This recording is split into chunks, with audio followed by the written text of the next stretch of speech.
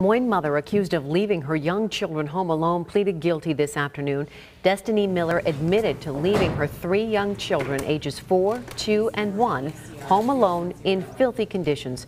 The 4-year-old told police he was trying to make breakfast for his siblings when the oven made a noise and he got the children all outside, and that's when neighbors realized the children were home alone.